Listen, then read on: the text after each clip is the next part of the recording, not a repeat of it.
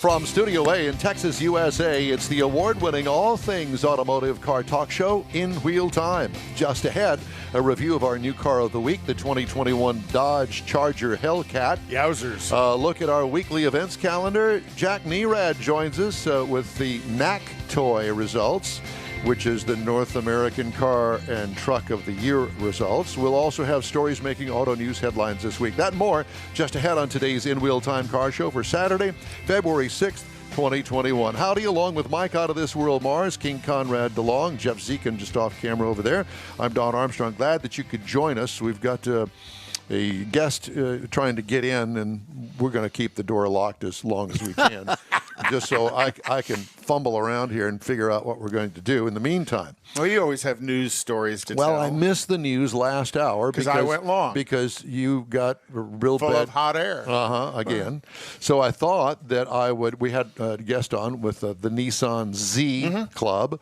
So I thought, in that vein, Nissan's trusty but aged Frontier pickup truck is undergoing its first major redesign in 17 years. Finally. Wow. Finally. The Nissan dealers are going to be thrilled with this. The 2022 Frontier, introduced Thursday and slated to go on sale late summer of this year, features so they still have to wait. Still have to wait. Features a sportier profile and offers SUV-like conveniences. Pricings, of course, not disclosed at this time. Nissan helped create the smaller pickup segment in the U.S. with earlier versions of the Frontier, which sold more than 2 million units back in the day, over 3 decades. Its share of the midsize pickup segment peaked in 2014 at 29.3%. But new competition and Nissan's decision not to keep the truck fresh whittled the Frontier's share to just 6.1% last year. I don't know whether you can see this or not, but here is a... well, I understand it's going to have a... can you see that? 300-plus horsepower V6 and a 9-speed automatic. Yeah, it actually looks pretty good. But the kind of I think it's disappointing, but does anybody really care about the underpinnings of it, the frame of it? They're going to keep the same frame. They're going to do some modifications to it, but they're going to keep the same frame. I guess it works. It's a 17-year-old chassis, and they're going to they've got to make some upgrades to it. There's no way they can keep all the same components. Correct. But it's a way to save money as well, and still produce a new because plus if it works, because no reason to change it. Carlos Ghosn took all the money, so there's no money for all that. He snuck it all out. He did in a suitcase. Suitcase along with him. What was it? It was in some sort of drum kit suitcase or something. Some sort of. Zekin was involved there. Yeah, I probably was. Sneaking him out in the drum kit. How are we doing over there, Mr. Mars? We've got a little bit of confusion, but we're getting it worked out here pretty quick. Great. So GM, Toyota, Vroom, and Jeep lead the automotive Super Bowl ad lineup this year. Are you watching the Super Bowl?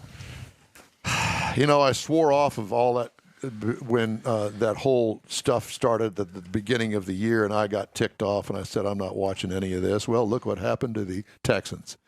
Nanny, nanny, boo, boo. Yeah, the Texans traded the best wide receiver in the country. Yeah, and they're about to lose the best quarterback in the NFL and best defensive lineman in the NFL. So on the way over, you got the signs out there from TxDOT, don't drink and drive, buckle up, everything. And it said that the Chiefs and I forgot who else was playing. Buccaneers. The Chiefs and the Buccaneers. Well, it said the Chiefs and the Buccaneers don't get blitzed, don't drink or you get pulled over. And I thought, no, but the Texans can because they're not playing. Yeah, they're not playing. They don't have a team. And the Clydesdales aren't going to be in this, what I understand. Darn it. Yeah, there's going to be, a lot of so GM, change. with a little help from actor Will Ferrell, wants to bring the EV crown to the U.S., so there's going to be a spot about that and the new Cadillac Lyric. Well, isn't there kind of a little, not controversy because nobody really cares, but I think he's going to take offense to Finland. Norway in his commercial. Yes. That's just hilarious. That's a 60-second spot that airs in the first quarter. Separate ad from Cadillac is expected to play on the 1990 film Edward Scissorhands. You had me at Lyric.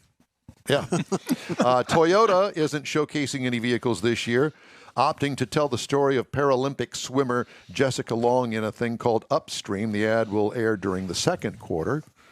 Let's see what else. Vroom Vroom, the used car dealer, used car shopping site that allows consumers to buy vehicles without stepping into dealerships, is making its first Super Bowl appearance.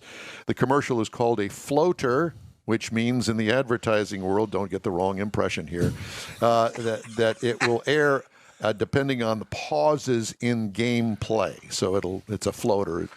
So It doesn't have a fixed spot. So if they don't find a spot for it, do they still pay for it? They'll find a spot for it. They want the money. Jeep.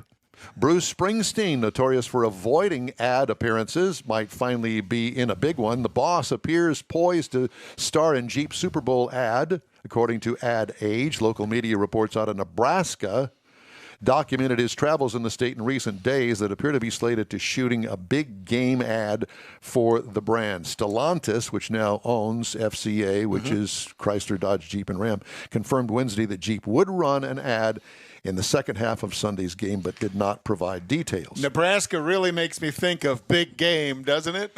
It really does. I'm going to watch All it. I can think of is pig farmers. I'm going to watch it for the costume malfunction.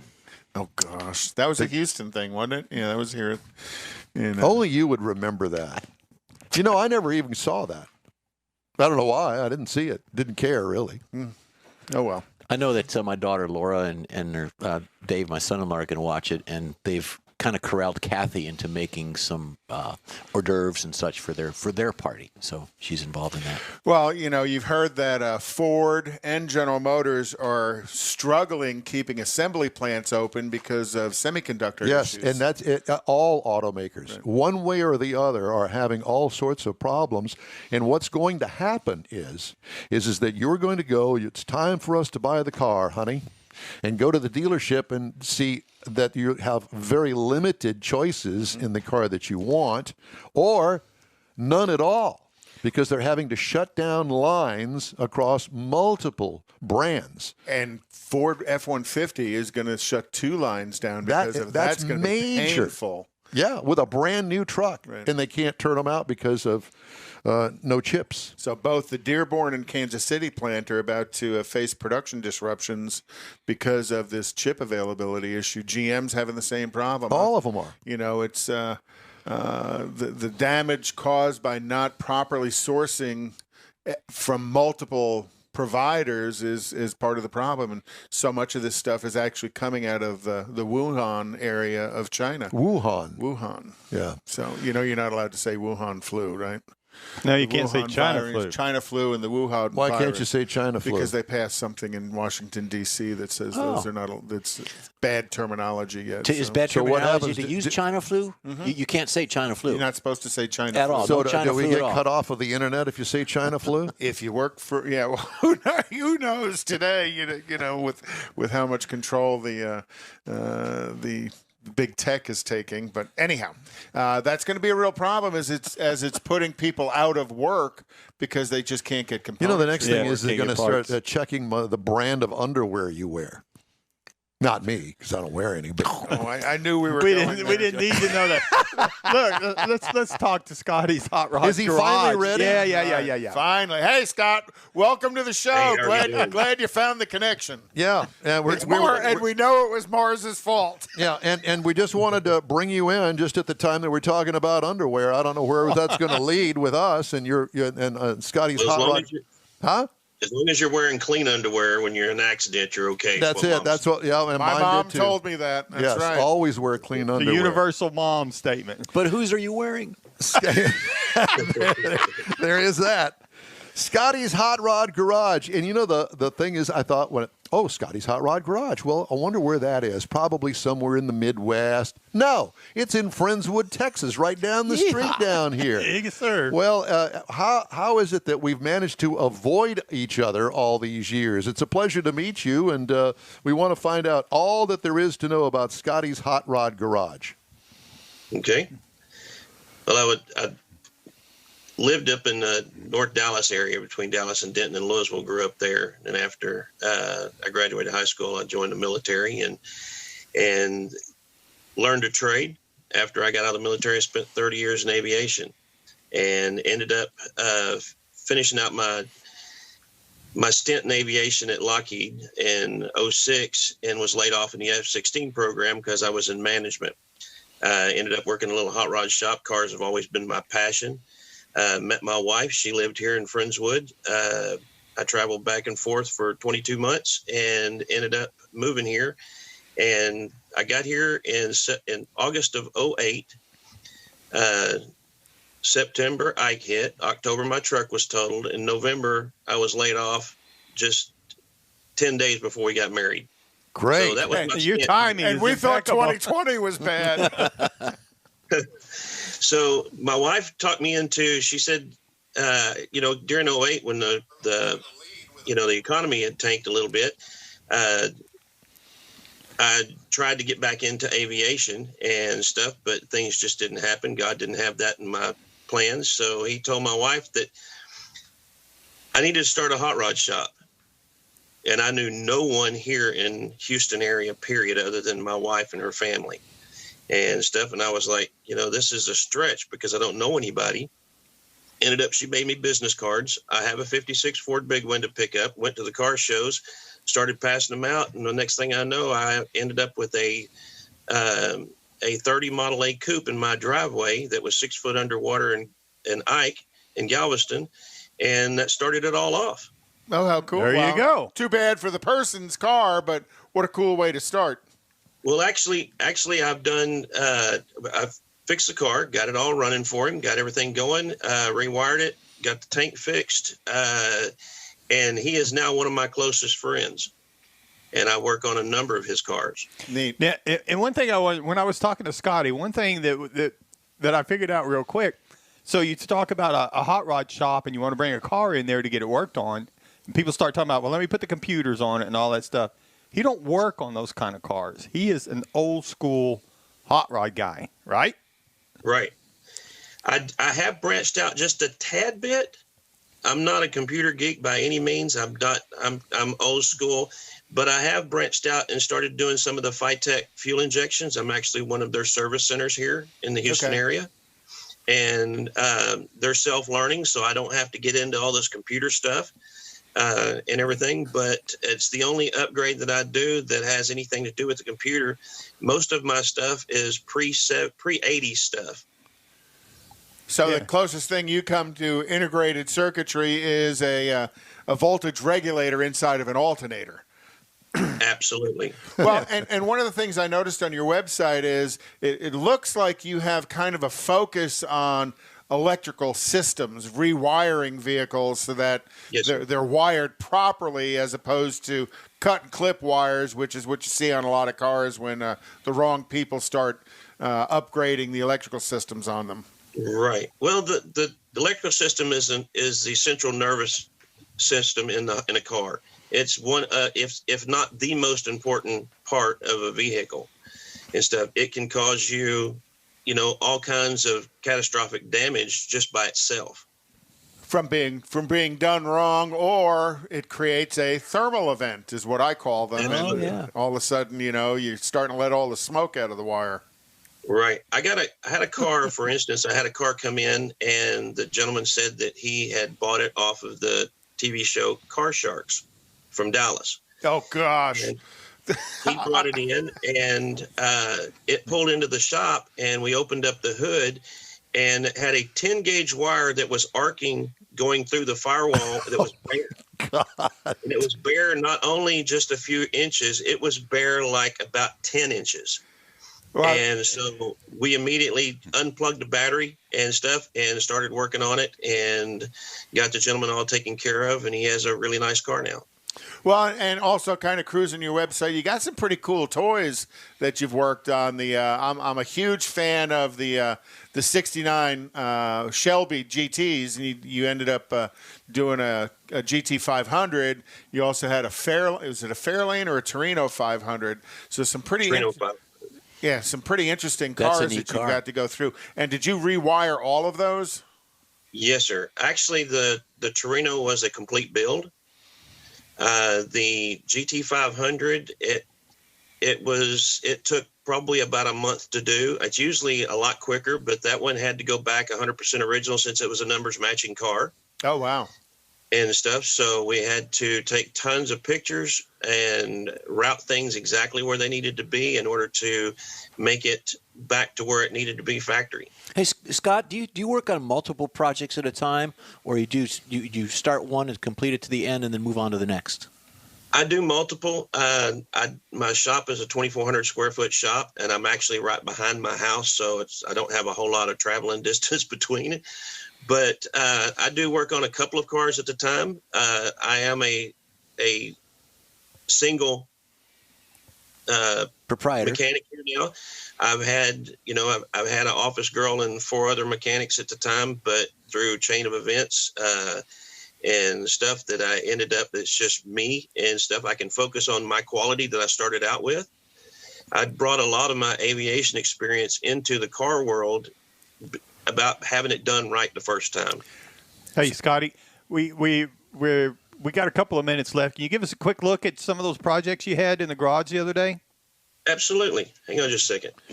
So when you talk about bringing your aviation experience, were you doing electrical work for Lockheed as well? Is that where that experience came from? I was structuring composites. Oh, wow. That's what I spent my whole life doing, is structuring composites and stuff. So ended up that, cars have always been my passion.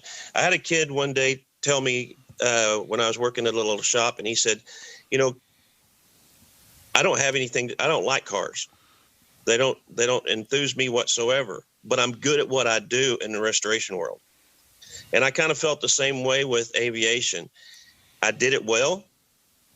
I liked what I was doing, but I have no interest in aviation whatsoever. It's not your Cars passion. have always been my passion. All right, cool. Turn your camera around. Show us your toys. Okay, this one is actually my truck that I came here with, and it's been tore down for 7 years because I'm a mechanic, and I'm putting it all back together to get it as my daily driver. This is my 56 Ford pickup. It's in workable condition, isn't it? Yeah.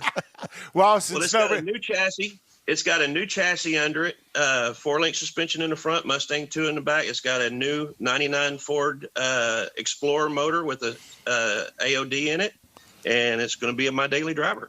Nice. Oh, how neat. But as typical, when nobody's paying for it but you, it gets put on the back burner. You're going to go work on the revenue generators first. Yeah, the shoe cobbler never has shoes. Right. This car here was a gentleman came to me, and this one it's a 68 Charger RT 440 Magnum. Oh, wow. Hypo, automatic. No, it's column shift with no console. Had to put floor pans in it. It sat for 27 years in a basement in West Virginia. Wow. He graduated high school, put it in his dad's basement. Ended up that he ended up leaving for college, and 27 years later, he came and picked it up and brought it here to the Alvin area, and ended up having to go back and restore it. He didn't want to restore the whole car. He said the paint, he didn't want to mess with it because of the paint on it was decent. He wanted to get the car up and running and driving. Well, that's good. Makes That's sense. good. Make a driver out of it instead of a show car. You know, Right. and it's funny to see how some cars were configured from the factory, column shifted automatic, no console. How unusual people would think that was for a Charger with a Hypo 440 in it, but actually it wasn't very unusual at all to see cars with such odd configurations in them. Yeah, we added the Phytech fuel injection to this one because he wants to drive it and stuff. So, Scotty, when you redo wiring, do you buy wiring harnesses or do you just buy spools of wire and make the harnesses yourself? Actually, what I do is I go through a company called Easy Wiring, and they are affordable. I've been using them for probably 20 years. And the deal is with those is I can custom those harnesses out to make them look exactly like the factory harnesses. So all of the striping, the insulation striping, color coding is all correct. It's basically, I mean, the striping on the wires and stuff are not correct and stuff. They are just there's a color code to them. It's basically off of a Chevrolet, based off of a Chevrolet wiring harness. but I can make them fit, and I tape them. I don't use the loom or anything. I tape them 100% so that when you get through, you really can't tell that they're not the factory harness. Cool. Yeah, because harnesses, generally speaking, were all taped up. Yeah, you they couldn't, were see, couldn't see what was underneath it. Yeah, that the sheathing loom stuff he's talking about really didn't start happening until probably about the mid-'90s.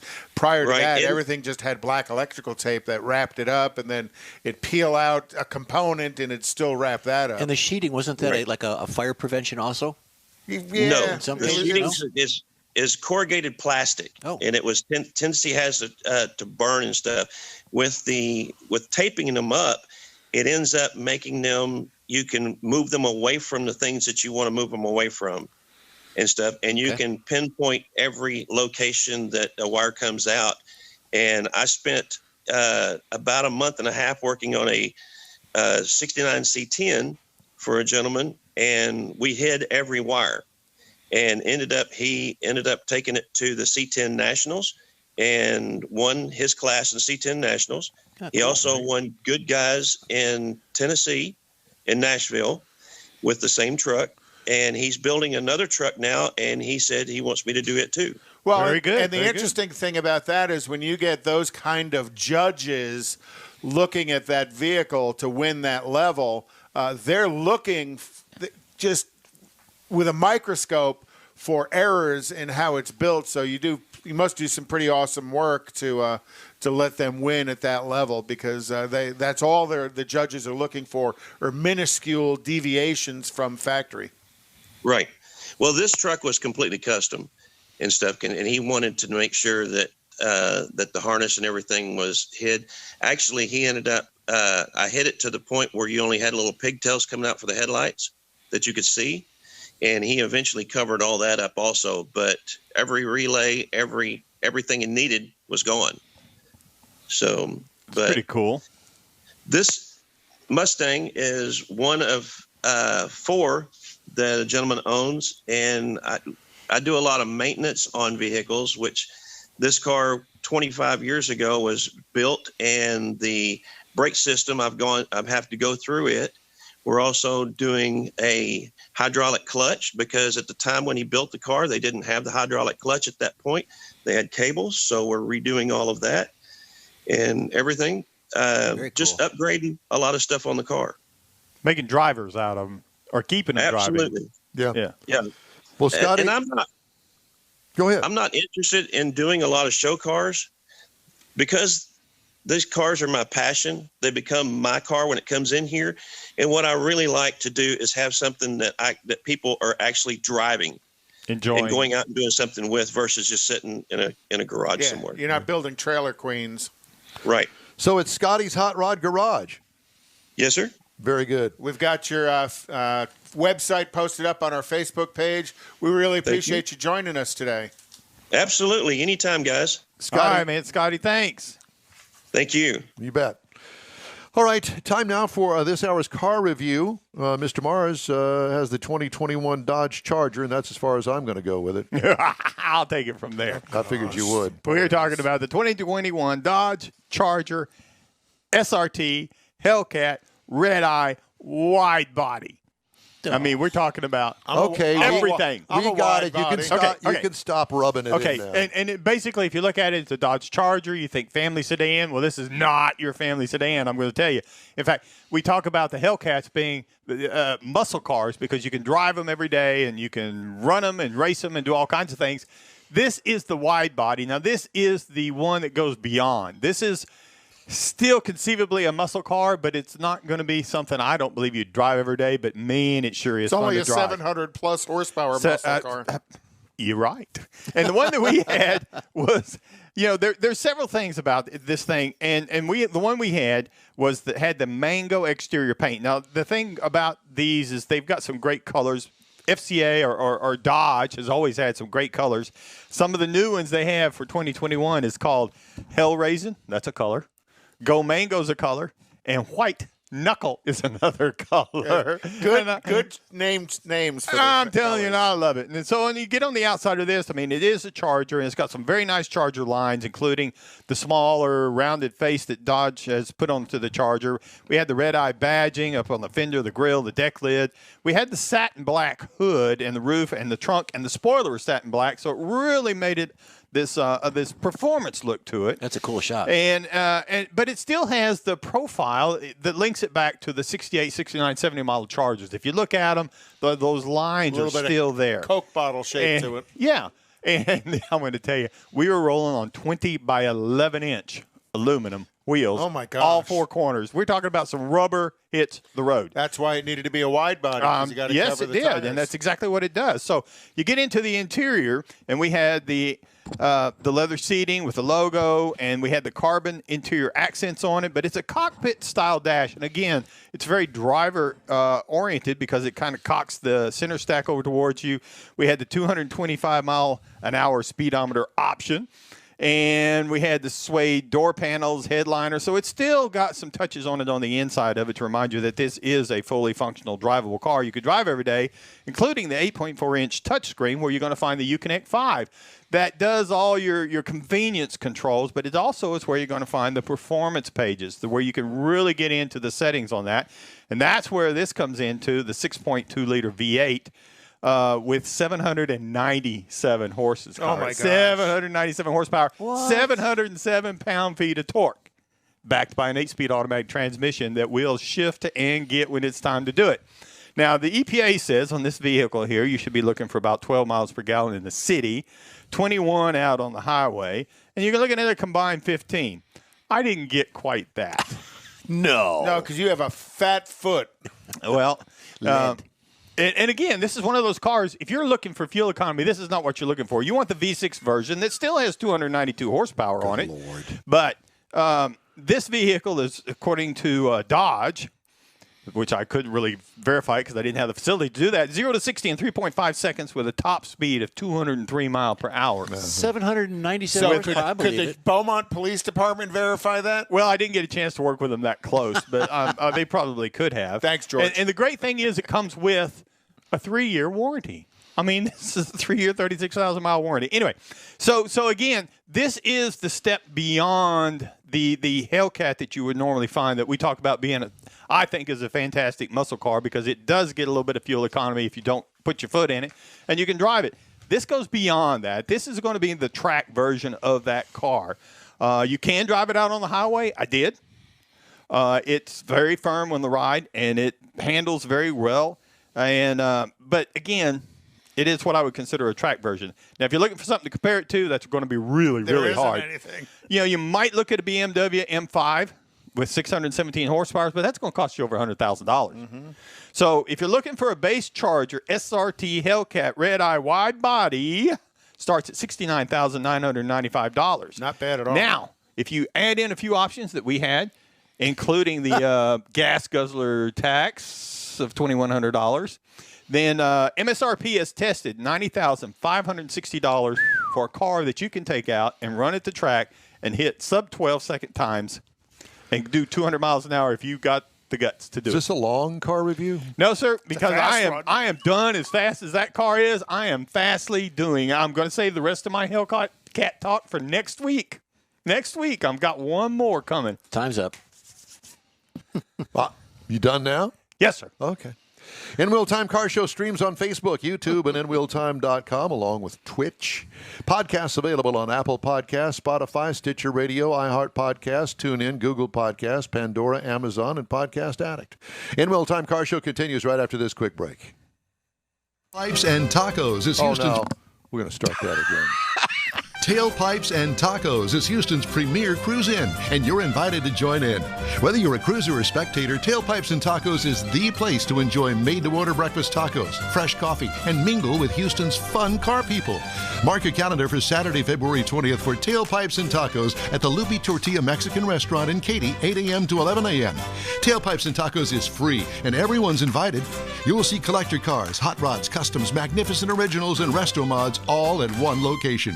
Cars from all over Southeast Texas cruise in and show off in a friends and family event at the Lupe Tortilla Mexican Restaurant on the Grand Parkway at Kingsland Boulevard, just south of I-10 in Katy. Drag racer, car enthusiast, and Lupe founder Stan Holt brings you Houston's hottest cruise in, Tailpipes and Tacos, Saturday, February 20th, 8 a.m. to 11 a.m. at Lupe's in Katy. The In Wheel Time Car Show will be there too. Get your ride ready, and we'll see you at the Tailpipes and Tacos Saturday morning cruise in, February 20th, 8 to 11 a.m. at Lupe's in Katy, weather permitting. Texas Truck Works is your go-to truck customizer. From mild to wild lift kits, custom wheels, and steering and handling enhancements to the best personal and commercial wraps, Texas Truck Works delivers. Let Texas Truck Works founder Scott Stevens help you get the most out of your truck or Jeep. Texas Truck Works has decades of customizing experience, including power adders and complete engine swaps. Let the Texas Truck Works team design an upgrade plan that fits your budget. Get truck attitude today at TexasTruckWorks.com.